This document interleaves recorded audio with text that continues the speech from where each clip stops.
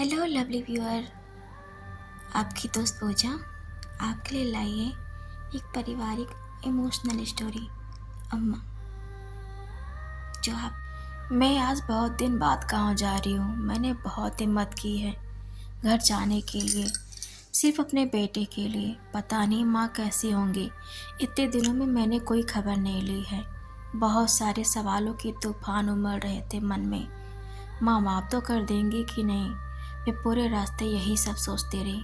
नितिन मेरा बेटा अभी 3 साल का है, उसे बस नानी के घर जाने की खुशी है। माँ के लिए मैंने उनकी मनपसंद पकवान, कुछ कपड़े लिए हैं।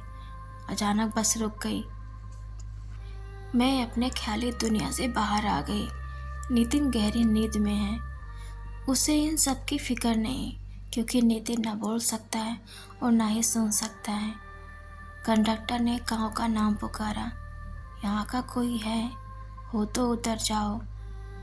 मैं सब सामान समेट ली। नितिन को नींद से उठा दिया। बस से बाहर आए। गांव कितना सुकून देता है। कुछ देर पैदल चलते रहे। नितिन ने मेरी तरफ देखा, जैसे वो पूछ रहा हो और कितना दूर है।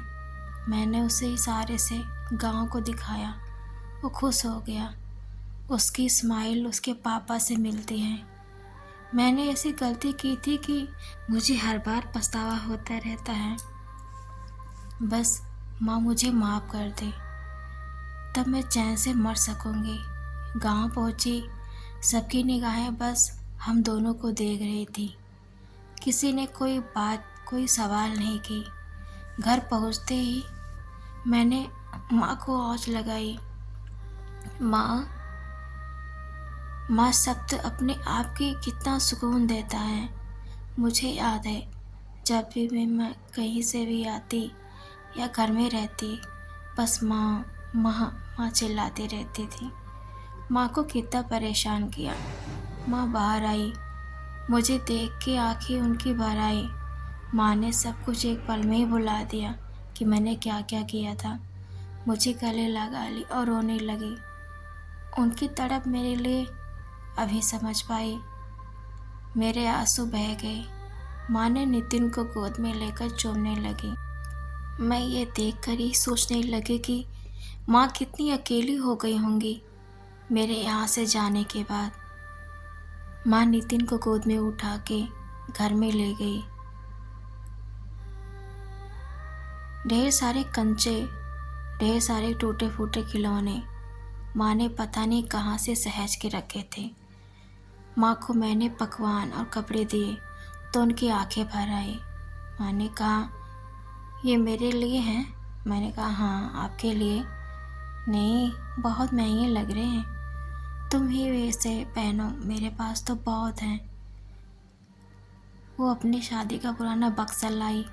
उनमें न जाने कितने पुराने कपड़े मेरे और पापा के और माँ के भी हैं। माँ ये सब कुछ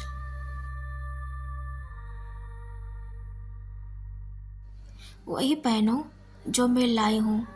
माँ ने मेरे लाए हुए कपड़े ऐसे देख रही थी जैसे उनके लिए कोई पहली बार कोई उपहार लाया हो। माँ तैयार हो गई। माँ आप बहुत सुंदर लग रही हो। अच्छा ठीक है, अब इसे सहेज के रख लेती हूँ किसी त्योहार के लिए। माँ आप इसे रोज़ पहन सकती हैं। मेरी 500 की लाई हुई साड़ी माँ सहेज के रखना चाहती हैं। मैं इमोशनल हो गई। मैं घर की साफ सफाई में लग गई।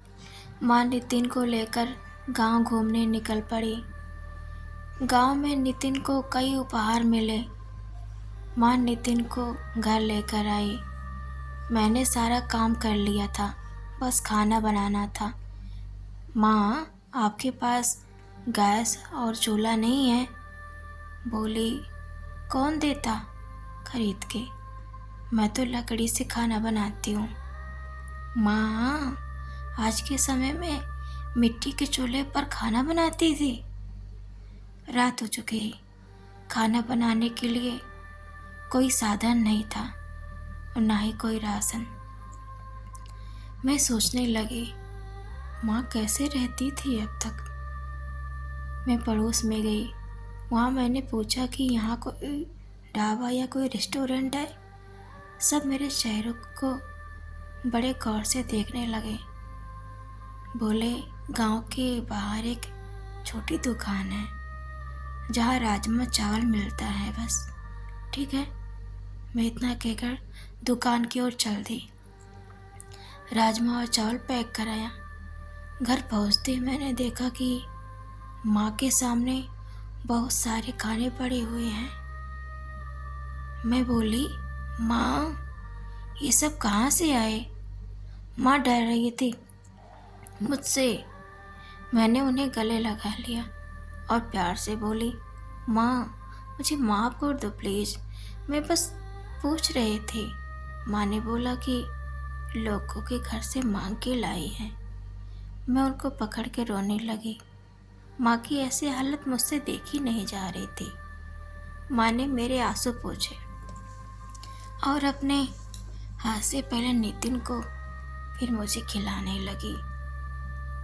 माँ ने कहा, ये सब उपहार उससे मिले हैं, उनको बक्सा में रख दिया है। मैं कुछ नहीं बोली, बस माँ को सुनती रही। अगली सुबह 8 बजे मेरी नींद टूटी। ओह, बहुत देर हो गई है। नितिन मेरे पास नहीं था। मुझे लगा माँ के पास होगा, पर माँ भी कहीं दिखाई नहीं दे रही थी। मैं उन दोनों को ढूंढने के लिए घर से बाहर आई, पर दूर दूर तक नहीं दिख रहे थे वो दोनों। मैंने एक दूध बेचने वाले भैया से पूछा। बोले, अच्छा वो अम्मा, वो तो कोड़े के पास दिखती है हमेशा। मैं पहुंची तो देखा कि माँ मेरे सामने कोड़े बीन रही थी। कुछ खिलौने और कुछ खाने की चीजें उसे दी थी, जो बड़े चाव से खा रहा था। ये सब देखकर मुझे चक्कर आने लगा। मैं कुछ बोल भी नहीं पा रही थी। मैं उल्टे पांव घर वापस आया और मेरे चेहरे पर खामोशी छा गई। माँ कल जो खाना लाई थी वो भी कूड़े के ढेर से था, और वो खिलौने भी। मैं पड़ोस में गई, उनसे कुछ पूछताछ की। अरे ओ अम्मा, बेटा तुम्हारे यहाँ से जाने के बाद उनका हाल बेहाल हो गया। तुम तो जॉब करती थी जिससे तुम्हारा घर चलता था। तुम्हारे जाने के बाद तुम्हारी माँ लोगों के यहाँ काम ढूंढने लगी। बेटा, यहाँ हर परिवार का मुश्किल से गुजारा होता है, तो उनको कैसे काम देता कोई? किसी न किसी के यहाँ खाना मांग के खा लेती थी। फिर शहर का कूड़ा इस गांव के तालाब में डालने लगे। तभी से तुम्हारी माँ कूड़े से ही अपना जीवन गुजारने लगी। मैं मुंह बंद करके रोते हुए घर की ओर भागी। माँ घर आ गई थी। मैंने उन्हें देखा तो जैसे वो मुझसे कुछ छिपा रही हो। मैंने कहा, माँ कल हम शहर चलते हैं। माँ खुश हो गई, बिल्कुल वो एक छोटे से बच्चे की तरह। माँ ऐसी क्यों हो, ये मन में बोलने लगी।